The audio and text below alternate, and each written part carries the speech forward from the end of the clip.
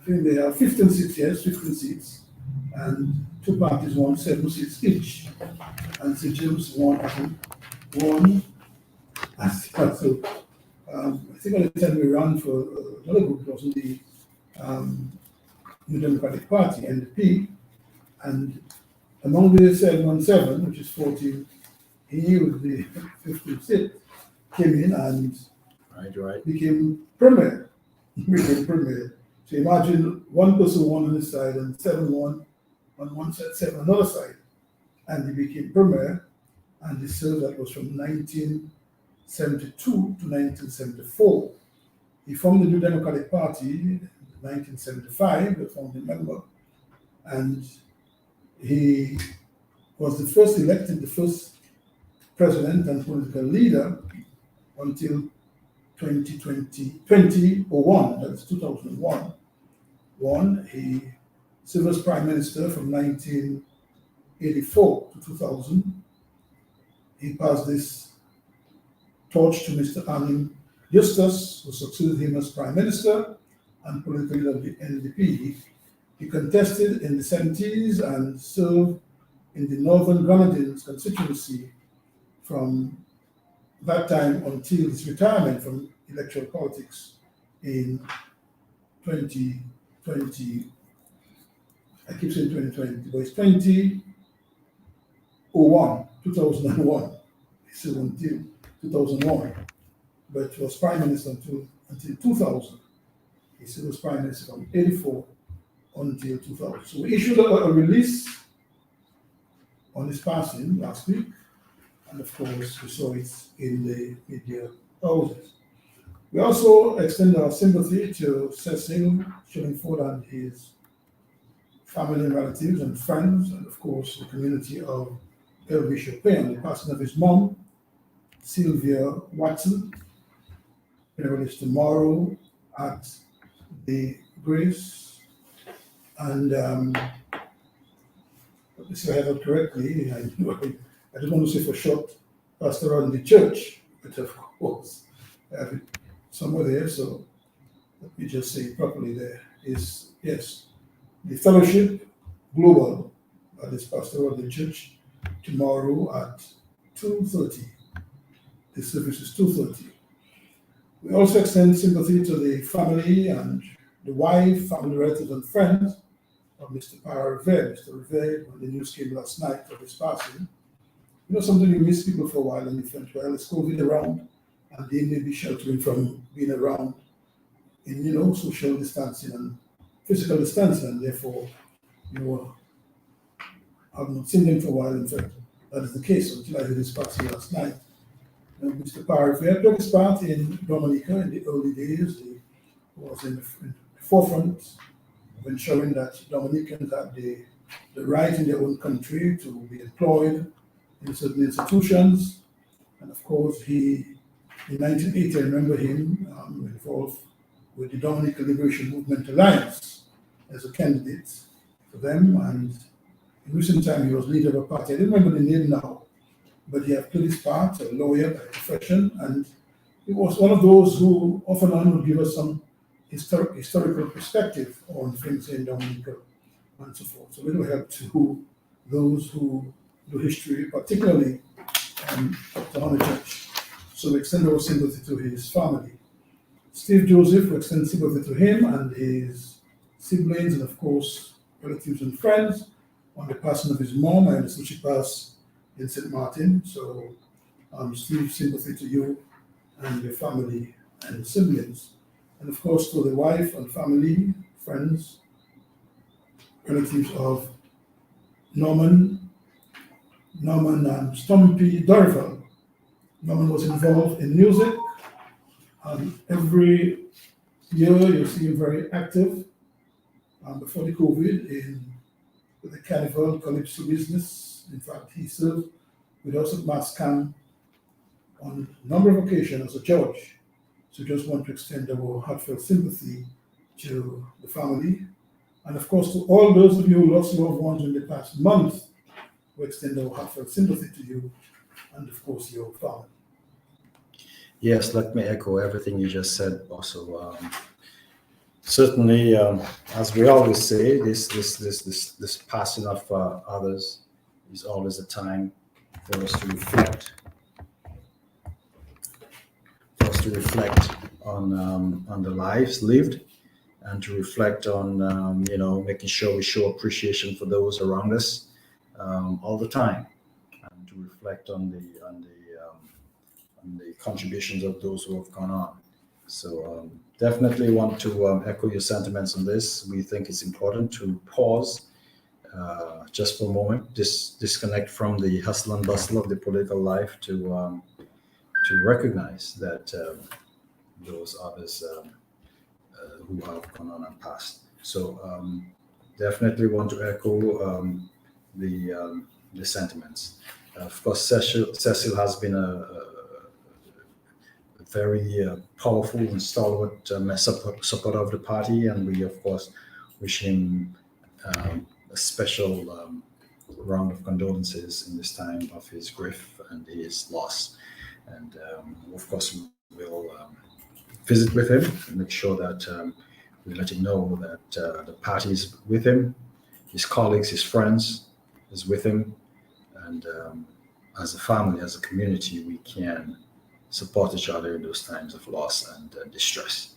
So very good that we are now able to have that conversation and to support those who have gone before. So but yes, I support the sentiment, and will continue to do so, not just this year, but as well into the next year as well. So definitely, those sympathies go out to all those who have lost loved ones here. Yes. Okay, let's just give you a little Ophelia as we take you to the business.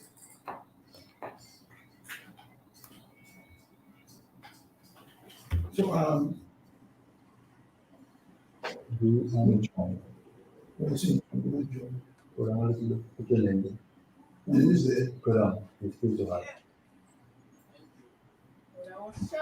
is there. Yeah, I just want to put it well. Great. Mute your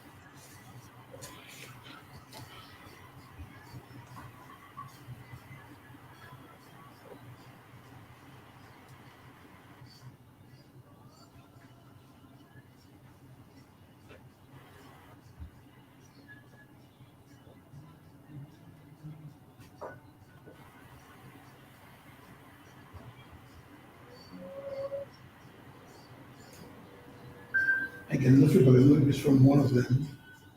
The mic is the mic is muted. The mic is muted. Again, the feedback. Again, the feedback. I heard it, but mine is muted. You just listen.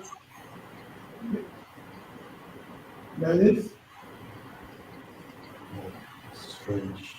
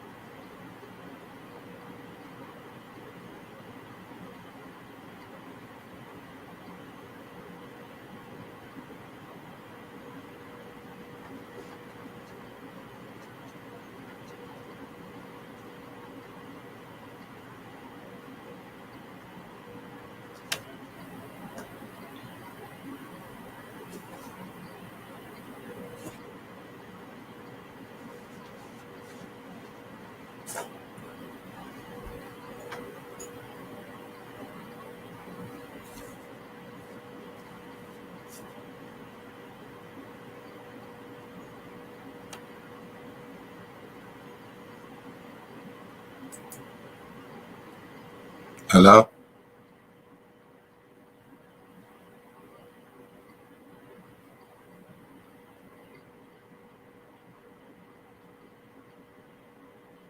To tell you what? I don't understand.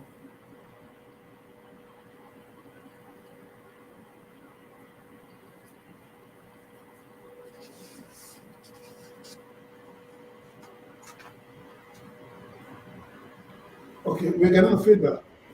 You guys Yeah. plugged into us? We can hear you guys, but I'm not sure if we're live. I'm not hearing music. You're or anything. alive. You're alive. But Okay. we just getting the feedback. Okay. That's it. Yeah. That's just a missed on. I mean, showing. Yeah. Alvin, you're coming through, so you mute your mic, please. Yes. Yeah. Okay, so Yeah. Yeah. He's been a cheat and a fraud.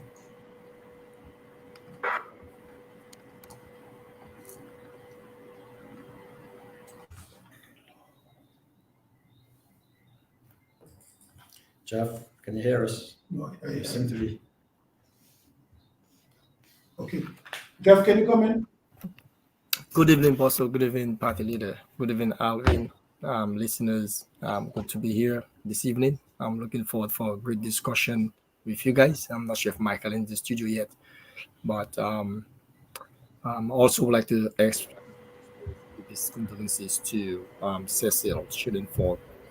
This guy did such a great job when he was the person in charge of disaster management in Dominica during the days of the Freedom Party government. And Cecil is just an amazing person. And tragedy happened. So hopefully that everything is well for he and his family. And I would like to wish him all the best as well. Yes, Alvin. Good evening to you, Alvin. Yeah. Good evening. Good evening, Bosso, party chairman and party leader. Just want to say a pleasant good evening to both of you and to our many listeners throughout the region in the diaspora. It's always a pleasure to be able to join the platform and share in the dialogue. So again, I look forward to the engagement this evening. Yes, thank you very much. And we're on for a long night. We're on for a long night. So I would suggest though that if you all could mute your mic when you're not speaking, can we get enough feedback?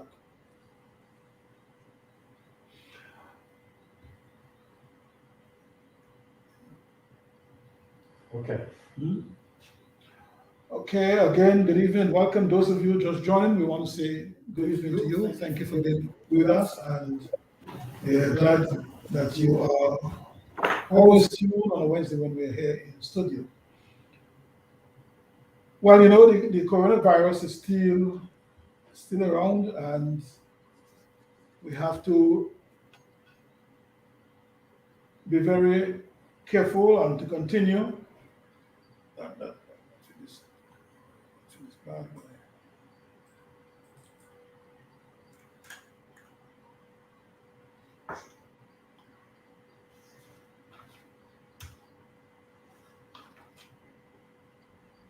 Venezuela.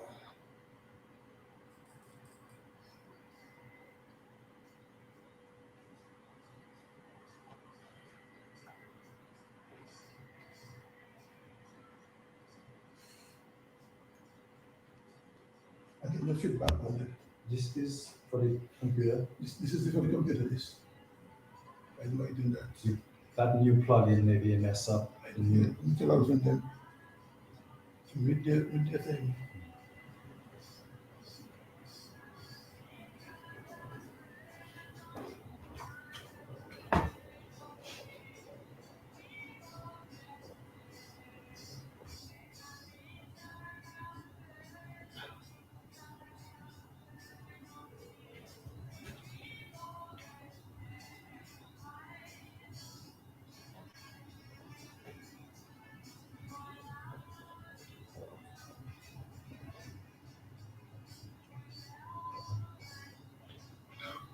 When you're not speaking, mute your mic. We get no feedback.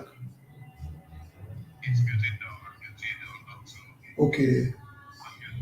Right. All right. Let's everyone do that.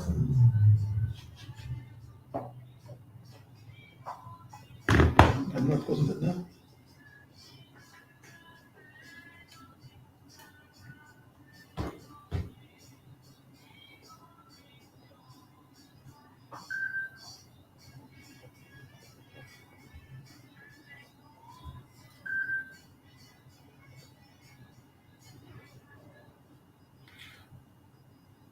Okay, we're back. Just again to say, welcome if you're just joining in. We see already we have a caller coming in. But I was saying, let's take this call before we go into talk. Hello, good evening. Hello, good evening. Okay, we're working on it, yes. You're hearing us now? Okay, then thank you very much. Yes, I was saying the coronavirus is still around and we're hearing of new variants coming in. So we have to be very careful. We always commend those who are in the front line who are doing a fantastic job in terms of keeping us safe and looking after us. We always commend them, the frontline workers, and always encourage you, the listeners, the Dominican people, to cooperate as much as just cooperate, so that you can make the work of those frontline workers much easier, and you can help to, curtail the spread and help that we can get a relief from the situation of the coronavirus. But I see, I'm coming into town and we saw some nice decoration on the bridge and some parts of Roseville that is commendable. A little, chair, Christmas chair in the city. That is great. But I think it is a real nonsense, honestly speaking, to have this thing on the bayfront. There is what you call this Christmas festival, and I see the member for Roseville Central in Parliament promoting that. And then we have to be very careful, because when you do that, you're encouraging people to come out in large numbers. You can't say on one hand to social distance, physically distance, be careful of COVID, and at the same breath, you are organizing this huge thing on the bayfront, where you ask people to come down in large numbers. She said she invited everybody into Roseville and so forth. I don't know who gave her that authority. Where is the Minister of Health and where is the health professionals who the responsibility is to ensure that Dominicans are safe and people are there, and of course the police to ensure that people adhere to the rules and to the laws that is established to ensure that we does not, just take this thing and make a big bacchanal out of it. So I don't know. To me, I just find it's irresponsible. It's foolishness, because we can do without that. We are not in normal times. So the decoration is fine. People come into Roseville, and Roseville is welcoming, and they're lighting Roseville, and business people are encouraged to decorate their businesses and so forth. That is okay, but to actually create a village, a Christmas festival village or village festival, to me is just not a wise thing to do. And I'm calling on the authority, because just recently I saw we had 400 something cases in just a couple of days. Yes, the trend is going the wrong way. Right. So in that case, you cannot say one thing on one hand and do another thing, do something else on the other hand, which is completely. So I don't know if this honorable lady is in the bacchanal kind of lifestyle. But frankly speaking, she could hold on those things until God help us to get the COVID out of the way and so forth. But Yes, I fully concur with you, Mr. Boston. I mean, the whole approach to this thing, and you see it in several places, not simply in this instance, but you see in several places that the approach is really to appeal to the public to do whatever it takes to show the public that we're your friend, that we are the people who are there to give you siwa, we're the people here to make you feel good. And, there is no fundamental principle at work here. It's simply do whatever makes us popular and whatever makes us, win elections. It's 100% constant, non-stop electioning that occurs here. And so things like that, like creating this Christmas village, creating this spectacle, creating this buzz, as it were, for the purposes of looking good. Hey, our power rep is doing all these interesting, wonderful things in Roseau at the expense of literally people's lives. And so to have such an approach, as we've said, and that manifests itself in several ways: the way the economy is approached, the way development is approached, and the way health outcomes are approached. And so we're completely with you. It really does not resonate with reality. It does not resonate with the scientific facts. It does not resonate with the trends that we see in COVID, that we should in fact invite everyone into Roseau and create a hotspot, create a spread event. It simply cannot be. It's not logical. And the fact of the matter is, these things are in place, but it seems certain people have leeway to exploit them, avoid them, go around them at will. It shows once again that there are certain people in our society who simply operate above the law. I mean, the law is for us and for the others in society, but for them, they operate outside of that. And so that is the dilemma that we face. And this opening up of the inviting everyone into Roseau is just not a manifestation of that really dysfunctional approach to policy. Yes, I don't know if Alvin or Jeff have any comment on this. You've also been hearing. Well, I can just chime in quickly on this. See, Mr. Boston, facts must be told. I must compliment the Dominican Freedom Party, on the work that you all have done in taking the leadership role on the coronavirus pandemic. And I remembered when this thing first came out, right here on Freedom and You, the advice that was given to the government. And yes, one may say that the Freedom Party has great access to researchers and people in the medical field. And I know that from what information I have, the Freedom Party has a very good team behind the scene that people are not aware of, including medical doctors, people in research and development, and so on, that they have access to, able to get this information and inform and educate them. However, the Freedom Party did very well in trying to get that message out and make recommendations to the government when this COVID-19 was approaching, even before it hit Dominican shores. But unfortunately, they did not listen and did not follow those protocols. And as a result, what we are seeing is a level of immaturity of people who believe that they have the power and they can do whatever they want. Now, with Omicron, which is the new strain out there, the world is such a global village now. It's a matter of time it could get there.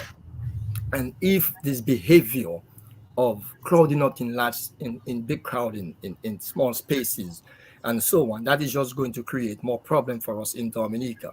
Already we know that we don't have a good healthcare system on the island. That is just going to create a serious strain on the medical professionals already working so hard in trying to combat that virus. So having this kind of festive thing with all these people, I don't think it's a good idea. I think that's a clear message. It's kind of like saying, do as I say, and I can do what I want. So this is not the right behavior for the MP for Roseau Central to be having during this pandemic time. I also have some great concerns during the election campaign in Grand Bay, where people from political parties were going up in large numbers and campaigning. And I'm worried that there might be a serious outbreak in Grand Bay.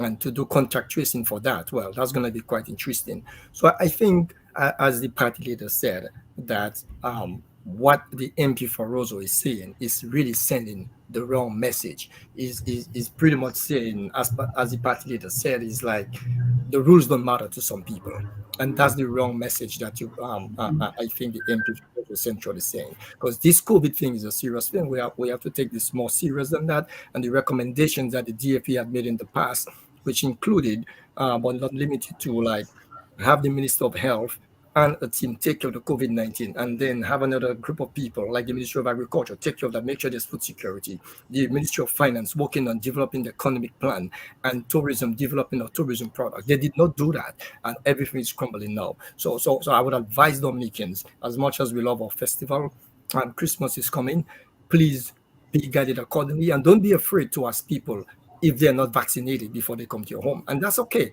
You can ask that question. Let's get vaccinated so we can get this virus under control. Alvin, I don't know if you have a comment on this. Well, I mean, basically, you guys have pretty much echoed what I believe to be the concerns as it relates to this particular matter. At the end of the day, in any of those situations, leadership is what matters. And I say that to say, I mean, those of you who followed when this COVID-19 pandemic showed its ugly head, saw how the lack of leadership, even in the United States of America, during the presidency of Donald Trump, what happened. And clearly, this is what I see taking place in Dominica, a lack of concerted leadership in dealing with this particular matter. Granted, yes, Christmas is there. We all would like to have a jolly good time and all the festive season. Everybody wants that. Everybody wants to get back to what one might say the normal, as against the new normal which we have. But it's the reality. And therefore, I don't understand the reasoning or the justification to have this Christmas festivity, which in itself would be a breeding ground for spreading of the virus. The last report that I saw issued from the Ministry of Health in Dominica, which was, I believe, November 23rd was the last numbers that I have at my disposal, indicated that we had a total COVID-related death of 37 deaths. I mean, that's a lot in relation to our population in Dominica. The number of persons that had the 2 doses of vaccine was 26,760. Again, that's about what, 20%, 20-something percent thereabout of the population. You had a total number of 5,776 confirmed cases. So clearly, you don't now want to create an environment that is going to allow for an increase in those cases or to allow a number of deaths. One death is too many.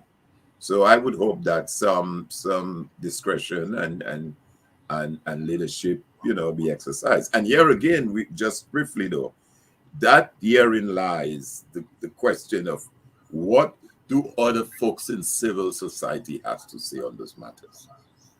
I mean, can the church say something? Can some? Because this is something that affects everybody. There's no discrimination.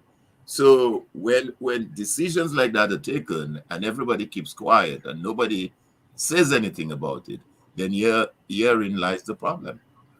Mm-hmm.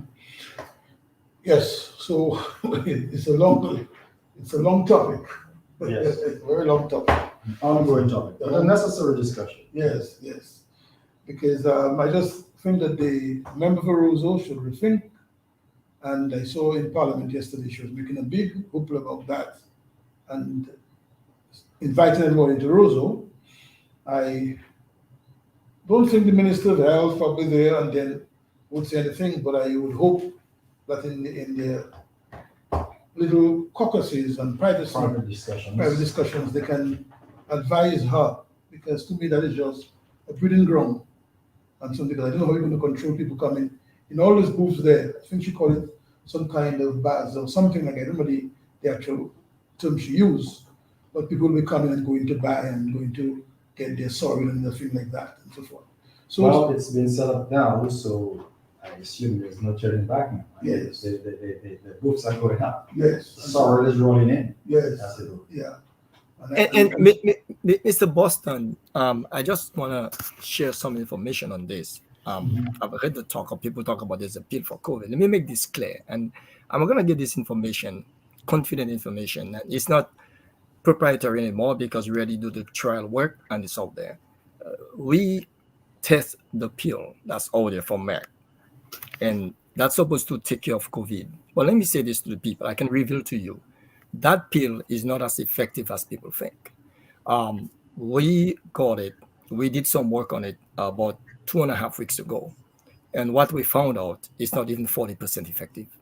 So for people to think, well, I don't have to get vaccinated and I don't have to, there's a pill now I can take for COVID. Let me tell you, people, the pill is not as effective as they wanted it to be. In the science world, yes, over 50% is good, but you want to have 62+% effectiveness where you can say, yeah, this is a very good result. So for the people who think they can go, the MP4Os or make that thing go there, you can get COVID and you will become somebody, your family member can send a pill for you. It's not even approved yet. And that's one of the reasons why. So be very careful.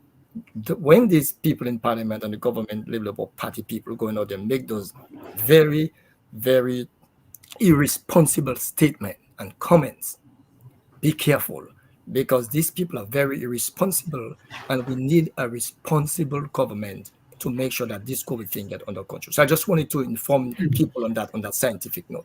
Yes. Okay, well, we have to move on. Quite a lot to talk about tonight. Well, you know, we have been talking in Dominica for years now about electoral reform. There was a time when St. Kitts and Antigua and these islands were talking about electoral reform. Even here, we brought some samples from St. Kitts and from Antigua and some other places, including Jamaica, to show the example. I think it was the OAS who even sponsored some of these islands in terms of paying for the various, support services that was required in their reforms and so forth. And we're still today talking about electoral reform, but we saw it manifest itself very, very openly in the Granby by-election. I mean, it was there in the 2019 general election, but we saw in a single constituency, and it stood over $3 million or so was spent there just for a campaign. And then the Minister of Works, Casimir Laville, he said in Granby that they gave, I think it's tablets they gave, which cost $1.3 or so million, and that is not state money, that's the Labour Party money. I mean, the party haven't got a hotel, they haven't got a factory, they haven't got any source of income that one can say, okay, the source of income is visible to everybody. So it must be that things are happening under the table, or they are engaged in dirty money. And these things now make the playing field unlevel.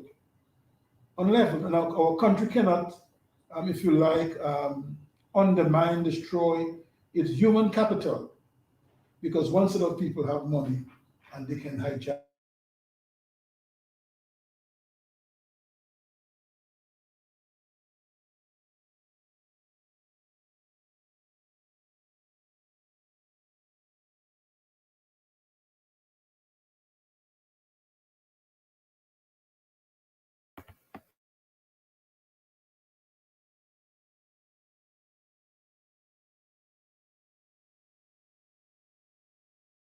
Over a month now, we haven't got the reply. Right. We haven't got the reply. We don't know what happened. If they Could be that people don't like what he has to say, or Yeah, he's not saying the right things, and somehow the enthusiasm has weight, right? yeah. Because when he came in, they wrote to us, we replied, and we Fill out a survey. filled out the survey. Yes, we commend the work, and we ask that it is urgent that we get something settled having had all these reports from the OAS, Commonwealth and CARICOM, and plus local involvement like the various political parties, the CCM, the civil society group, and so forth. And we're still there talking electoral reform. I saw a clip, but somebody sent to me today, where it was a clip before the 2019 general election, where one of the observers was saying that the Prime Minister Dominic is taking this thing in the wrong way. He has a bad approach towards the whole settlement of electoral reform, Right. and so forth. So, Well, you know, we've been talking about electoral reform for a long time, and I think we all pretty much sick of the process in terms of the lack of progress, the lack of initiative. I mean, it's very clear that there is a determination, not simply a lack of will, but there seems to be a determined effort to prevent progress down the path of electoral reform. And so that's the dilemma that we face, right? We believe electoral reform is very important. We believe there's a lot of hygiene, what I call hygiene issues that must be addressed, such as ensuring you have proper identification, making sure your voter lists are clean, making sure that the registration requirements are met, making sure that the residency requirements are met, that the list, that the organization, the electoral office is staffed correctly to make the necessary updates, to remove people from the list, that there's a process, an active process to ensure that the list remains clean and trim. I mean, what can be more important in a democracy than staffing and having the right principles of independence of thought and independence of action than to have an electoral office that acts not in the best interest of any particular political party, but acts in the best interest of the nation. That office should view itself as a professional organization that is given a sacred duty to guard the democratic process of a nation. Unfortunately, we do not see that happening. We do not see the electoral office being staffed adequately, properly, with the right attitudes and values to safeguard democracy in Dominica. That is a mark of an immature democracy. That's a mark of a compromised democracy. But surely, after 40 years of independence, we have made political progress so that all our democracies are genuine, authentic democracies, because authentic democracies are rooted in the psychology of each individual in that nation. And had that been the case, the people who run the electoral office, the people who staff the electoral office would have had a psychology of belief, a deep belief that democracy is important and before party. But the past 20 years has dissolved rather than built that sensibility, that value set in our population. Democracy is expedient now. Democracy is for sale. People says, is money talks. People say that to me all the time, money talks. That shows a certain degradation of the value that every citizen must have to ensure democracy. Certainly all these rules help, all these issues help, all the safeguarding laws help, but at the core of it, what safeguards a democracy is the belief and the values and how strongly each citizen believes democracy is important and should be upheld and defended if necessary. But that is the insidious thing that has happened in Dominica, where the ruling party has in fact acted as an acid to dissolve the psychology, the commitment, the belief, the sacredness with which Dominicans hold democracy there in their hearts, and that's the difficult thing. So that is one of the most important issues, I think, when it comes to electoral reform. And I'll let the others chime in. yes, gentlemen, Alvin. Yeah. Well. I think both yourself and the party leader has articulated this particular matter quite accurately. The hallmark of any democracy is to have what is referred to as a credible, transparent, and fair election. That's one of the hallmark or the hallmark of a democracy. And in so doing, to be able to transfer power, as it were, from one party to another, or one individual get elected to another. And it must be fair, it must be transparent, and that's what makes a democracy work. Now, as you rightly said, Party Chair, the recent by-election in Granby clearly in itself demonstrated the urgent need for some form of electoral reform. It was glaring. This whole question of treating and bribing. I mean, we heard of all the how you call it, the handouts, if you want to call it that, that were made. People were given cash, people were given items, window doors, whatever that is, to be able to cast a vote for a candidate. That is treating and bribing. That's never the intention. The whole question, as you pointed out, where a minister of government can stand on a political platform and say that the $1.3 million that was spent to secure, I think it was laptop or tablets for school children, is funds of the Dominica Labour Party. I mean, come on, who we're talking about?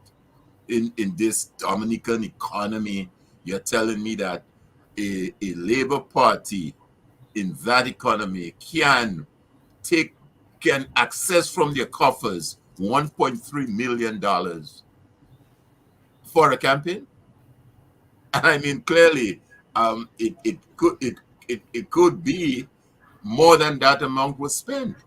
Again, it begs the question on campaign financing. What regulations we have in place to guard against that abuse or corruption or dirty money in the campaign? And like you rightly said, Dominica, as it stands now, seems to be the only island that has not undertaken any form of reform or electoral reform. Most of the other islands, at some level, have undertaken some aspect of reform.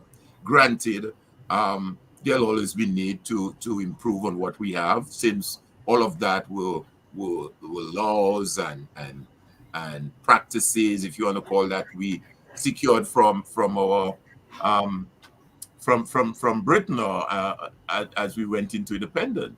But as it stands now, there seems to be an urgent need to do something as it relates to electoral reform. So I would hope, therefore, that I know the Freedom Party is quite articulate on this matter. I've made several presentations to the various commissions that have come in and seek to have something done, and we'll continue in that direction. But I think more than that, there need to be a wider collective approach and response to the whole issue. In other words, keep it in the forefront. We need to keep our eyes on that ball. That is not something we could just say, well, let's just put it on the back burner.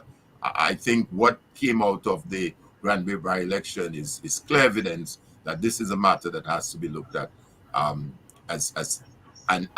aggressively pushed to have some sort of reform undertaken. Yes, Chef. I think that anybody in government who make a comment like that, this is Labour Party government, who is in government, that's just very responsible. At Boston, I remembered the days of the Freedom Party. It was not Freedom Party government. It was the government and people of Dominica. That's what it was, the government and people of Dominica. So for young people listening, let me make it clear. The government, when they get into office, they have no money. The money that the government uses to do any project is from taxpayers. That's why it's called taxpayers' money. So people need to be educated about that. So as for electoral reform, the two things that I really think that need to be done. One, there need to be a re-registration of all voters. I believe you need to, that's the only way you're going to cleanse the list, that you need to have a total re-registration. Let everyone go in and, you start a new registration process. And when you go to the polls, you need to have a form of ID to show that that's who you say you are.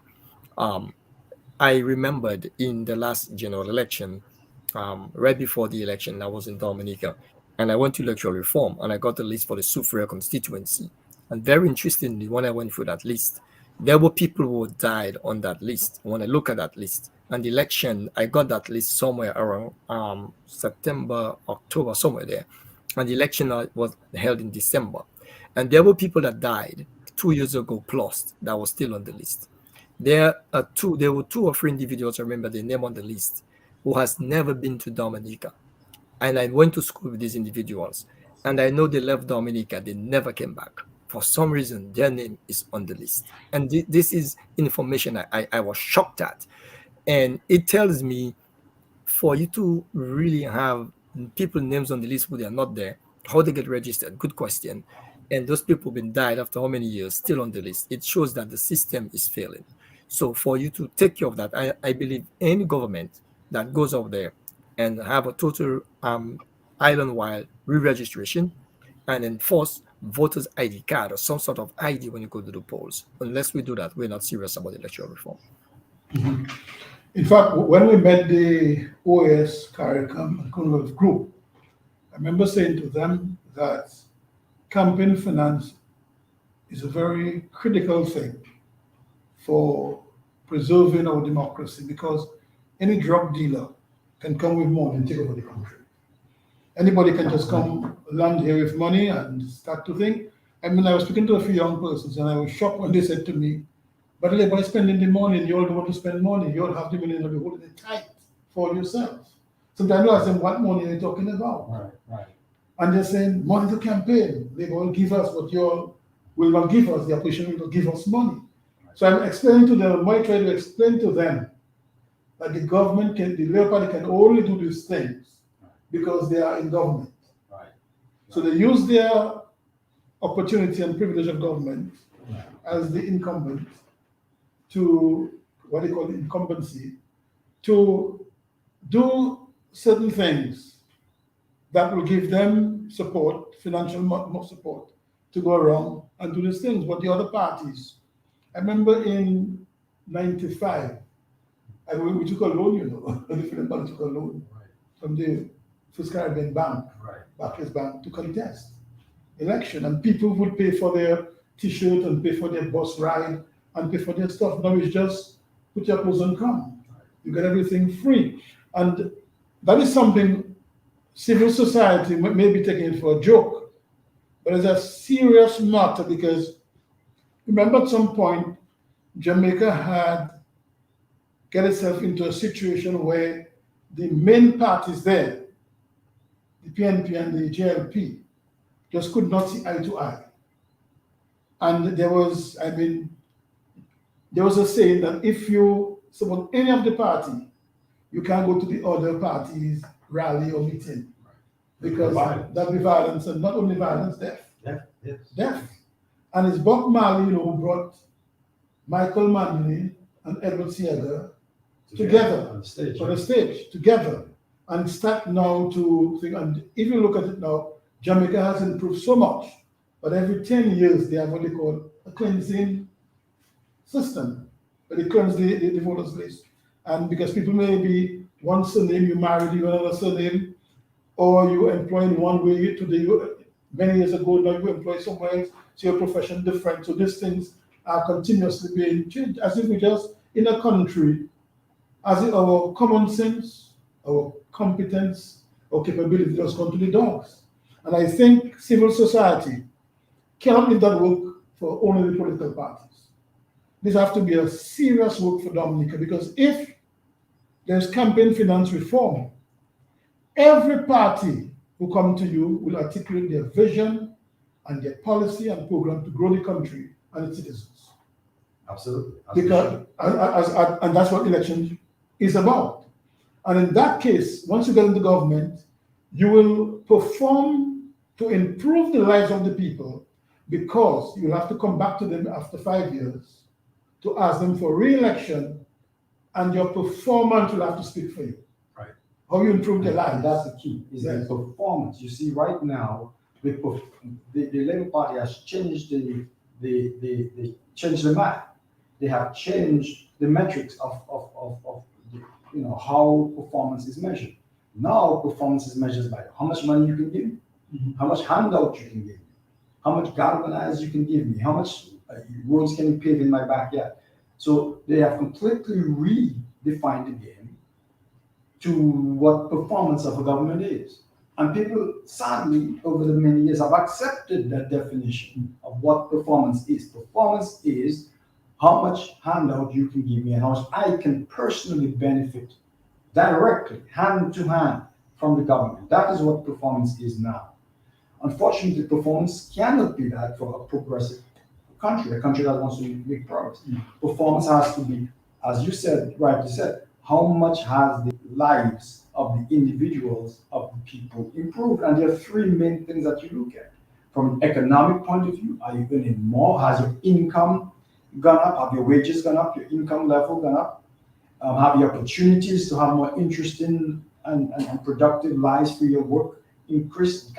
Is there a more diversified, complex economy where you can fit in and do something that you're more suited to rather than something you're forced to, right? That's the economic aspect. From the political aspect, do you have more political choice and freedom and independence of speech and the ability to express yourself politically without fear of persecution? Do you have, as citizens, the right approach and value sets to hold your government accountable? That is development on the political end. And on the social end, do you have more safety? Do you have more a better quality of life for your children? Again, can you express yourself without persecution from a social point of view? And those are the sort of metrics that have been corrupted, compromised, dissolved by 20 years of treating, by 20 years of changing the definition of what competence looks like. And that is what the Freedom Party is all about, and what we're hacking and what we're hammering about. But I totally agree with all the panelists and what we've said so far in terms of the issues with electoral reform. I call this the hygiene issues. They're the hygiene issues that have to be addressed, because you can't really get to the deeper issues if you don't address the hygiene issues. You have to have the ID, you have to have the list clean, you have to have all these things. But there is one point that I always say, and we always have discussion about this, and we have to continue to push this. We could clean up the hygiene issues. I'm convinced we could clean up the hygiene issues, and we could still have a very uneven playing field, because the laws, as was mentioned earlier by Alvin, the laws we have are archaic. They are set up to deal with a situation of colonial Britain. And quite frankly, they're not very intelligent laws for a modern society, for a modern microstate, where you have many, many people. In fact, you have more people living out of your country than you have people living in it. And in such a situation,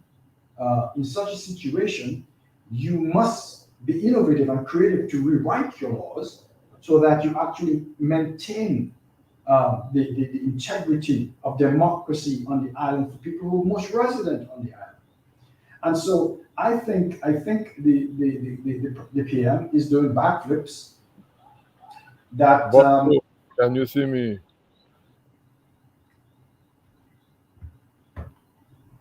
We'll get to you in a while, Michael. Just mute your Yes. mic and we'll get to you in a while.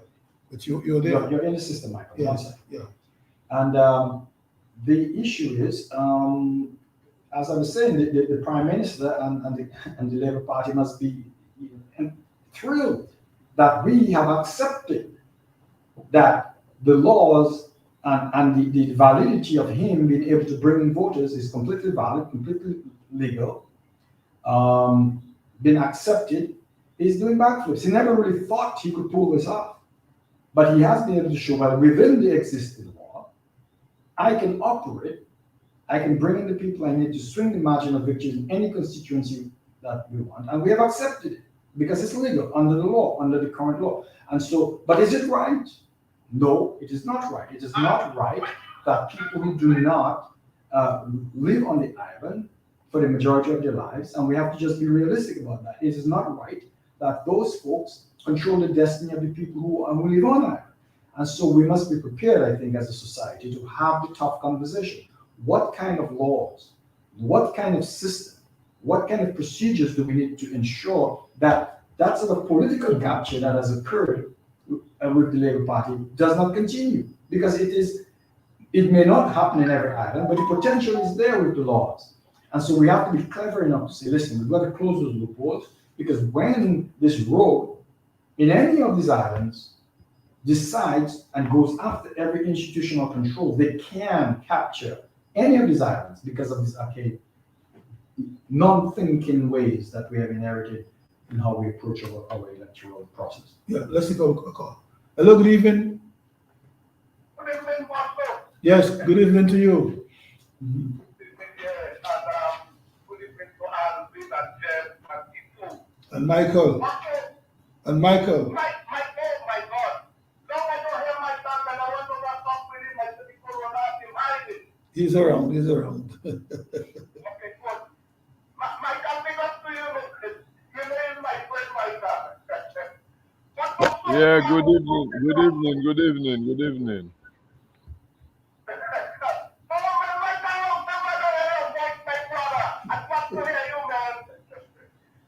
You will hear me. You will hear me in a while. You'll hear me in a while. Okay, yeah, you know I have a lot of respect as I was saying for you and also on the people kind of work you guys doing, trying to strengthen our democracy. But I call to make a point on the electoral process itself. I know we need reform, everybody knows clear. I'm not going to come on the reform. But my problem is with the electoral commission itself. The integrity of the electoral commission, I would like to question at this point. Because what I'm saying, you have the electoral commission on our law supposed to be independent. It should be influenced by no outside group of party activities or something. And you have participants participating in an election, which one of them was violating the law in terms of the bribery and treating matter.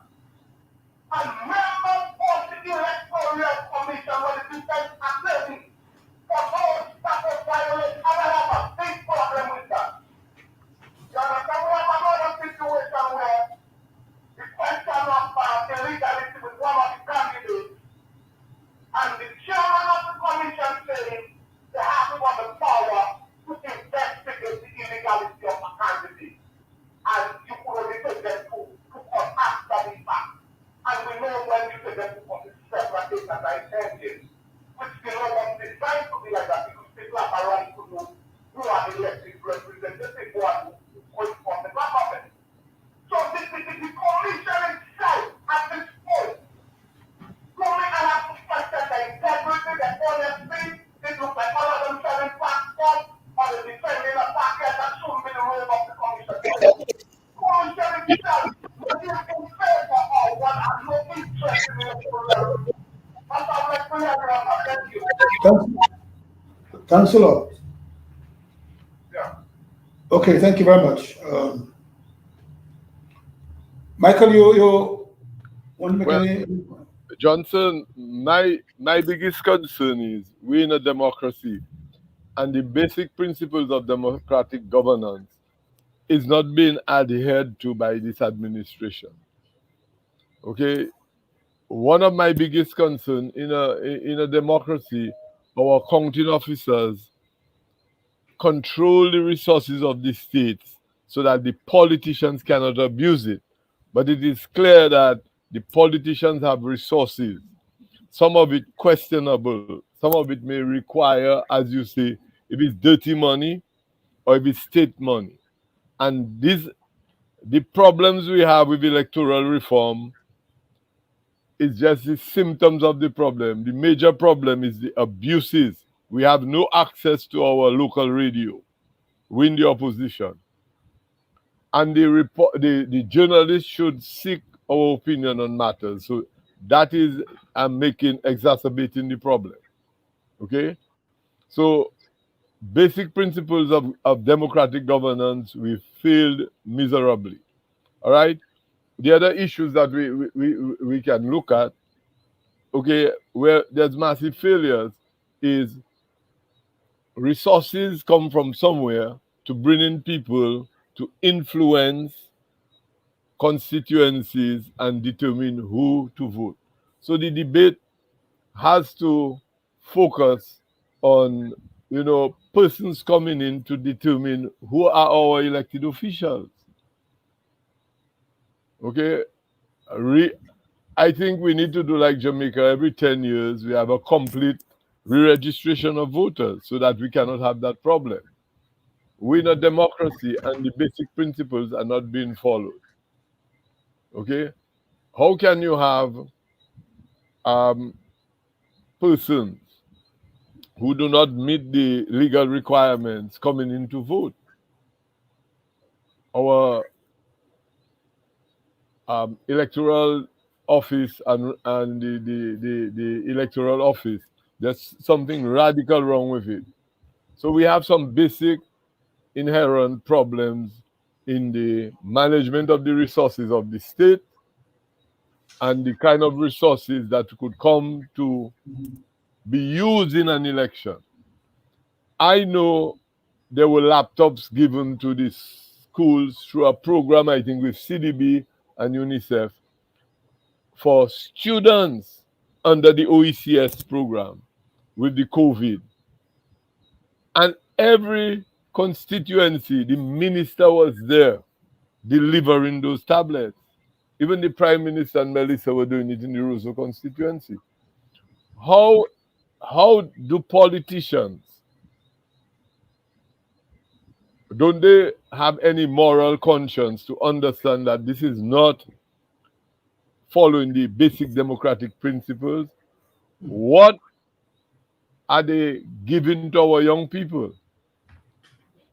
What are the accounting officers doing to protect the resources of the state and the basic principles of democracy? And these are the fundamental issues that we face. Yes. So while we require electoral reform, yes, electoral reform is necessary, but if we're going to have accounting officers who are irresponsible and cannot control the state resources, then the politicians will abuse it. Yeah. Okay, Michael. How can you be Michael, we're taking a call. Yes. Hello, good evening. Hello, good evening. Yes, good evening. How are you?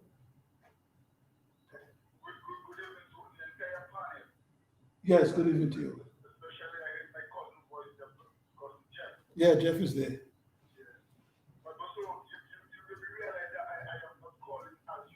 Yes, I noticed that. Yeah, but also one of the reasons why, right, is because when this new commissioner came in, a lawyer did it, and he said that he's a passport seller.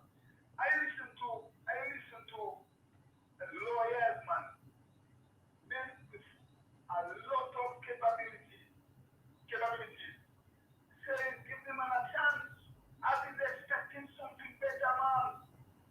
It seems like the ordinary people must start to take the lead, like hand and see if we get some of the other problems. Because lawyers on the opposition side and other side say, give him a chance to do his work. What he's going to do is not going to do nothing new, nothing better. Also, it's nothing new now. Because I soon as I did like I get told money to the man. And when I went to send him money at MoneyGram, and I went to him, sorry, the lady told me as of August 26, I cannot send over $1,000 over with one ID, and I have to go back home to that. I couldn't do it because I only had one ID. And up to now, we cannot get a voter ID, we cannot get some electoral reform in Dominica. Just before the election in the DDI, 3 months, they talk about the ID card. And people go to the ID card, those who have to get it, they use their passport. Hey, something wrong in Dominica. And anytime it continues like this, I don't do that. Okay then. Thank you. Thank you very much. Well, Michael, you were winding up. You were. Well, in terms of the issues that confront us, Well, you were talking on electoral reform. electoral reform And we want to move from there. Yeah, So, we're going to move on to the Electoral reform overlaps with the role of the Boundaries Commission. Because electoral reform is to ensure that the people's will for people to represent them are adhered to. In addition, that every elected official has the electoral backing of roughly the same amount of persons. The responsibility of that aspect falls with the Boundaries Commission. They're receiving allowance from the state, and I understand they have not met for 20 years. Okay, so you find that an elected official has 800 to 900 votes, but another one has 4,000 votes. Okay, this cannot be. Our constituencies need to have roughly the same amount of votes, so that persons. So that's why you have elections, and the opposition party might have 65% of the votes, but the ruling party may have less. So when you're talking about the electoral commission, electoral reform, it involves not only the issues of ID card, but it also involves campaign financing and the abuse of state resources and state financing. yeah. Okay. Like our radio station, you don't hear us on the radio station. If you hear us, it's somebody criticizing the opposition on the radio station on the DLP. And there's a big misconception that when you win elections, it appears that the Labour Party feels that their sole role is to get re-elected and not to serve the people. And when you hear persons like Vince saying, as far as he's concerned, he wants to stand, his position is different than the Prime Minister. There should be no electoral reform. That tells me that this man fundamentally has a problem, because all the islands in the OECS have implemented reform, all because of the abuses that they experienced 20, 30 years ago and that we are now experiencing in Dominica. Yes. Okay. We have to move on to the next topic. The caller asked me a question in terms of the performance of the chairman of the FIFI. I think he has disappointed us thus far, and one expected him to have stand. I remember these guys were standing before you. In fact, at one time he was the lawyer for the UWP. He was standing before. All of a sudden he cannot stand. So when I was growing up, if you had well, let me leave that alone. But I mean, to address the question directly, I mean, I kind of agree with Michael. I mean, I have absolutely no hope or expectation that he would perform any differently than he does now. I mean, Roosevelt Skerrit simply does not appoint people to such important critical positions which can affect his power without completely knowing that they are in his pocket or in some other way control. So, I mean, it's really an illusion that it could be different.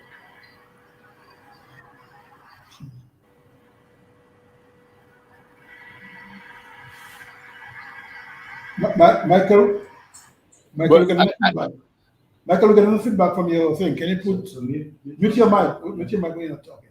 Because give us a feedback.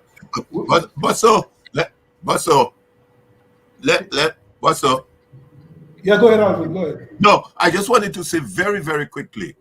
And yes, the reform, we have indicated the areas that need. But bear in mind, Bosso, the Dominica Freedom Party contested 3 elections. The bottom line. With three times. They served 3 terms in office. Well, prior to that, you had the True Labour Party, not what they have now. Then you have the United Workers' Party. All ran elections. With the law as it is not perfect, but we need the reform. But the point I'm trying to make is that you had at the time honorable people running. At no time during the Freedom Party term did it attempt to undermine or abuse the law, to bribe people. Question of campaign financing. So that's why today the folks you have now in the so-called Labour Party are gangsters. They're not true people who present themselves to service of Dominica. The old Bush had made that line in his campaign a couple years ago. Are you better off now than you were 4 years ago? The same question need to be posed to Dominicans. Are you better off now than you were 5 years ago or 10 years ago? Okay. And that is the question that needs to be asked.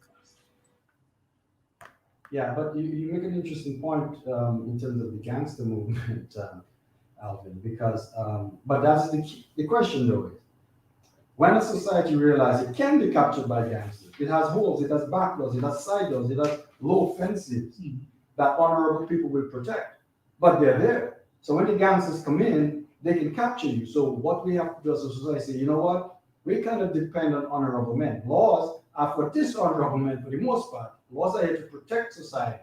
So if we can't depend on an honorable society, we want to build an honorable society, but the laws, the procedures, the protocols are to prevent the gangsters from abusing us, from stabbing us in the back. And that is what we have to look at as a society. What sort of laws and protections do we have to prevent the gangster takeover as has happened in Damien? Yeah. And one of the saddest things though is people you knew before who would stand for principles and good behavior, they will, condone, support people like Rupert Sorrento, who served on the Electoral Commission. I mean, during the Freedom Time, as you mentioned, he served there before, and he did a good job. They did a good job on the Electoral Commission. Today, they're seeing what is going on, is on what they think should happen, at least voice an opinion. They don't care. And one of the saddest things, and we say we're praying, one of our saddest things is the fact that we carry a lot of hate in our heart for people. And that hate now blindfold us from seeing. You know what somebody told me what day it was? Oh, I heard you on the radio because, something happened in Parliament and I made a point. And the person said to me, oh, let workers take their blows. You should not be. I said, no, not about who taking blows. It's about the principle of what is good and what is bad. Okay? So you'd see a person shooting a person there, killing a person, and because you don't support or like the person, you say that the person died, and then you're in a church praying to God for what? These are things we have to take into consideration and change those kind of behaviors, because that can help us as a people. We're a small country, small population, and we have to agree to disagree, but we have to stand on principle and stand on fairness. Okay, we heard the Prime Minister mention probably a couple of days ago, or a week or so ago, that Dominica, let's say the Commonwealth of Dominica and the People's Republic of China signed an agreement for visa-free travel between the two countries on Monday, 22nd of November. That was done. Now that people are laughing at that because people are saying, but who go to China? The cost of going to China is quite high. And Dominicans will not go to China for vacation, even business, because you can't do it on a phone to avoid you having to spend a passage. It may not be optimal, but it's so much far cheaper that you're willing to and so forth. Non-optimal. So nothing wrong in this agreement, visa-free travel, but the Prime Minister didn't give us the real reason. The tip of the iceberg. The tip of the iceberg. Yeah. Because visa-free would more excite the Chinese than excite the Dominicans. Let's be fair, and so forth. Whether you're labor right or whatever right you are, let's be fair. And we have suspected certain things, and particularly we have suspected that the Prime Minister is using his strategy, or he feels then, as well, they say he studied the people and know what they will move by, and is pulling a wool in the face and so forth. But as a Prime Minister, you owe to tell the people of the country the real facts. And I don't know if the Minister of Foreign Affairs is just a name and a person in an office, or whether he's paid a salary to perform and so forth. Because if I was Minister of Foreign Affairs and all these things happen with the Prime Minister, I walk out. I go on my business, run your show. Because everything is the Prime Minister. Absolutely. As you said, Johnson, it's the tip of the iceberg phenomena that is most bothersome about this. Out of the blue, we hear this grand announcement of visa waiver, bilateral visa waiver agreements with the Chinese government or Chinese citizens. And one has to ask, well, where is this coming from? And what exactly is afoot here? And without the government and the Prime Minister providing specific information or sufficient information, we are left to do an educated guess of what might be going on here. And so I think it's fair, without the Prime Minister providing that information, that we undertake that dialogue of an educated guess. And as you said, who will be most excited, most pumped about this latest development? As you said, the guy running his bakery store in the village is unlikely to be wanting to go to Shenzhen or Shanghai. There is no economic need for it or incentive, and so forth. Students who want to go to study already have student visas, which allow them unfettered access to the country. So, what exactly then is the motivation for this sudden, unexpected bilateral agreement with the Chinese? We have to take an educated guess in lack of the information that we receive. And I think it's fair to say that there are two groups of people who logically would benefit from such a development. The first, as you said, would be the waiver of visas for the Chinese citizens, who now have unfettered access to Dominica. Right? There is no visa application, there is no vetting process, there is no procedure to go through. It only loosens the reins to allow the Chinese unfettered access and operation within our country. There is no stay requirement in terms of for your visa. You can't overstay your visa, and so it gives them just an additional degree of freedom to operate within the island. And the fact that we have to be concerned about the sort of economic impact that could imply. We're not saying we are xenophobic. Are we against any particular nationality visiting our shores and operating even within our shores? But we have to be cognizant of the fact that there is economic, there's some level of economic considerations. There's some level of physical recommendations in terms of the land ownership of our small, tiny paradise. And to have unfettered access to a country of billions is in fact concerning. It certainly deserves a dialogue. Now, the second group, who I think would be most, flattered, happy, enticed by this development, would be those who buy our passports, right? If we think about it, the businessman, the Nigerian businessman, the Middle Eastern businessman who needs to operate in China, who has to have associations in China, or deal with China, or have his colleagues, or maybe even nefarious activities in China and his affiliates, would benefit from a Dominican passport that in fact gives him unfettered access to China. There's no Chinese visa, there's no process to vetting to go through. He can visit the country at will, flee to the country if necessary. And so the fact that this visa thing seems to be an additional bow being tied upon the Dominican passport to say, look, you see how beautiful it is? You can go to China. You can go to China now. We have augmented the product. And so that seems to me a very interesting and unsettling development. And so we challenge the Prime Minister, we challenge the government to provide the information. What exactly is the rationale for this move? Because, as we say, the ordinary Dominican seems to be quite unlikely that it is the ordinary Dominican's need and unarticulated need, but the Prime Minister could sense in the Dominica an urgent need for us to access China without a visa, and therefore he acted. It seems unlikely that that's the scenario playing out here. Yes. Yes, Michael, you want to come in there? Well, one of my concerns is, does the Prime Minister understand basic development or human development? Because if you're going to have a visa exchange, free visa entry, What flights we have direct from China for tourism? Our hotels ready? So these are some of the things you have to look at. Is it to take advantage of tourism because you have a direct flight from somewhere to end up in Dominica with the Chinese?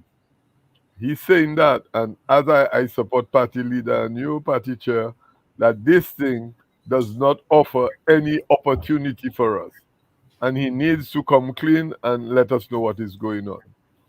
Because, I mean, I cannot see the tourism link. He has not brought it in and the access to that. And what about the COVID risk now? We are ready here, and there's a COVID risk that is possible with this free access. Okay, what have they evaluated that? Because I don't see Dominicans going to China paying this kind of tickets and going to China because of the cost of the travel.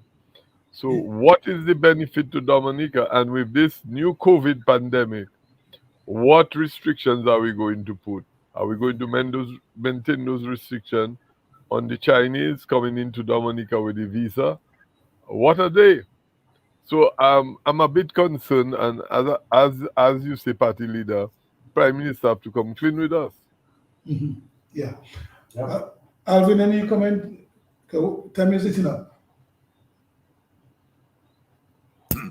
Well, all I can say on that, is like I think the party leader has says. I mean, what are the benefits there for Dominica? What's the underlying reason? I mean, I personally, from what I have read, and given the trend of what you might call a China colonization of the world, including the Caribbean, I don't see where we stand to benefit from that visa-free waiver arrangement.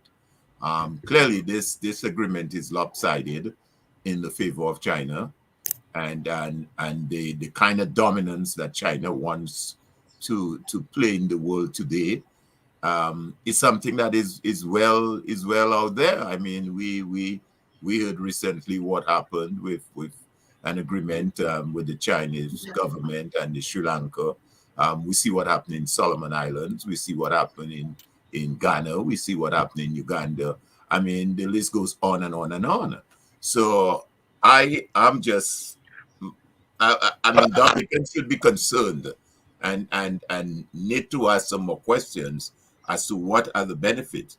I think you pointed it out. I mean, which Dominican that's going to pick up shop and move to China and even able to set up any operations in China? I mean, even if you were just you wanted to go even just on a vacation, the airfares alone is prohibitive. So I don't see the benefit for us, quite frankly. So again, it just clearly shows what one might say the approach that is taken in dealing with matters of such significance as international relations. So it is of concern, and clearly something again that we need to keep our eyes on and ask a couple more questions. Yeah. Jeff, you want any? Well, Mr. Boston, the thing about it, you made a great point in the beginning of this discussion. If you were the Minister of Foreign Affairs, you would just walk out. I mean, I never seen anything like this. An announcement like this should come from the foreign minister to begin with, number one. Number two, as a business person, I can tell you that it is way less expensive to do business virtually into China than to go to China. Let's face fact, you're from Dominica. How many Dominicans are able to speak Chinese fluently? How many people from Dominica, with the average person that we have right now under these hard economic times in Dominica, are capable of even a couple, a boyfriend, a girlfriend, a husband and wife, or a single person able to come up with a fare to go to China for holidays?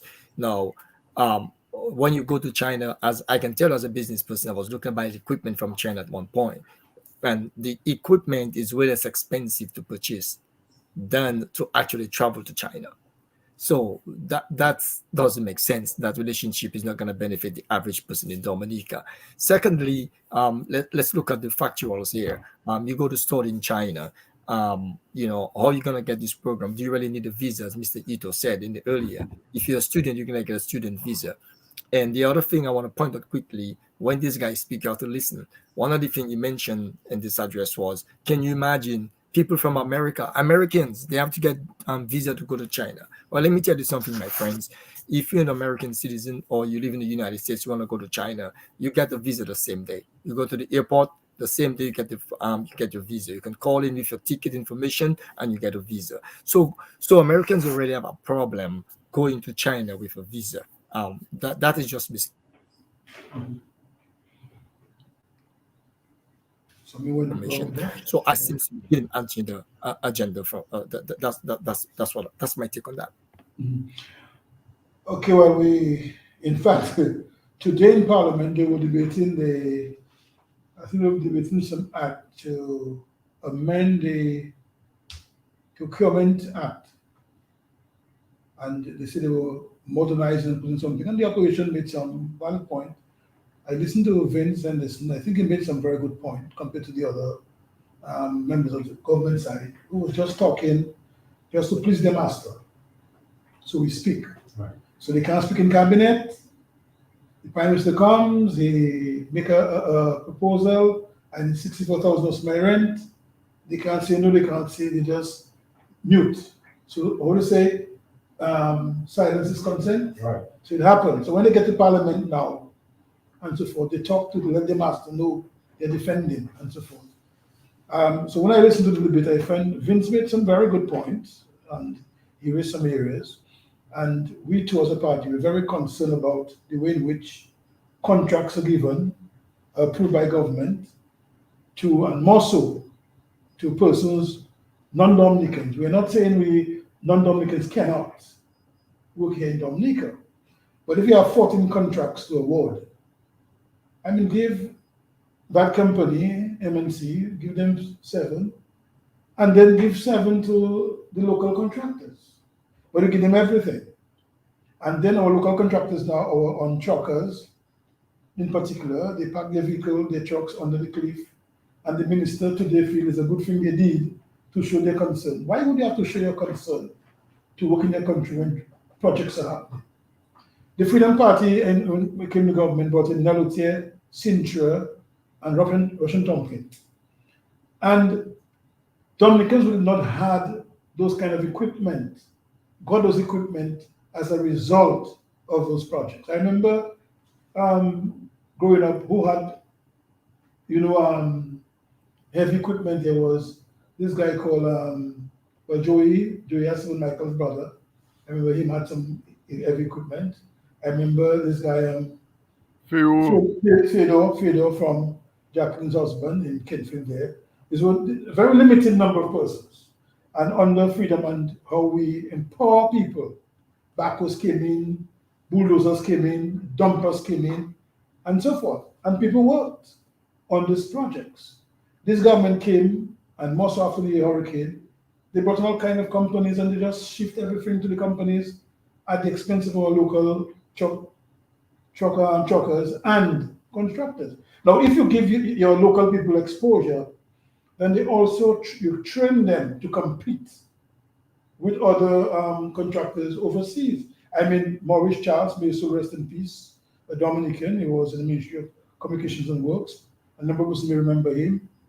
He built huge hotels in Anguilla. He supervised in Anguilla, huge hotels. Donny Boy, may so rest in peace, worked on the Barbados airport. And while in Barbados, in fact, we had to say it earlier, but we missed it there, to commend them for, yesterday, they were observing their independent anniversary. And at the same time, I think it's 57 years of independence. I think so, 52 or 50, 50. yes, right.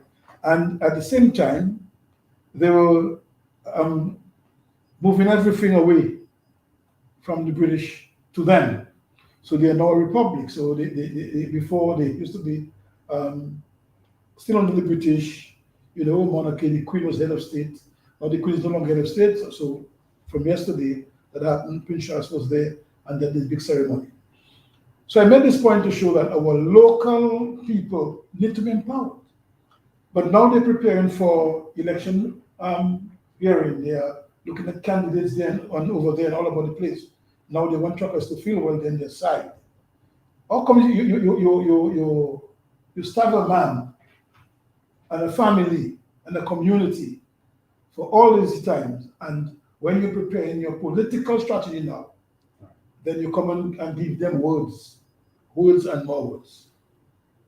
Well, as you said, I mean, it's unbelievable, really, what's happening there. In no other country, in almost no other country would this be stood for. It would simply not be tolerated. It would simply not be tolerated.